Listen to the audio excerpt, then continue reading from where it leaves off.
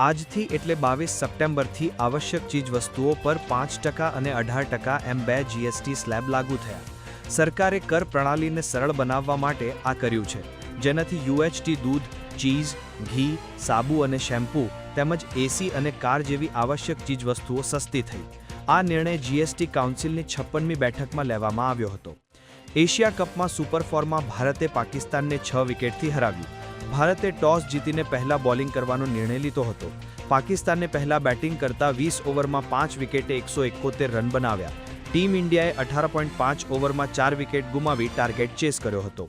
Gaza શહેર અને એક શરણાર્થી શિબિર પર ઇઝરાયેલી હુમલામાં 40થી વધુ લોકોના મોત, મૃતકોમાં 19 મહિલાઓ અને બાળકોનો સમાવેશ।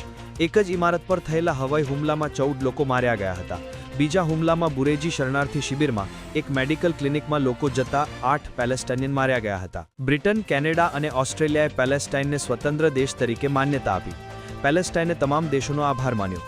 ઇઝરાયેલી પ્રધાનમંત્રી નેતન્યાહુએ કહ્યું, પેલેસ્ટાઇનને માન્યતા આપવી એ આતંકવાદ માટે પુરસ્કાર। અત્યાર સુધીમાં ભારત અને ચીન સહિત 140થી વધુ દેશોએ પેલેસ્ટાઇનને એક દેશ તરીકે માન્યતા આપી છે।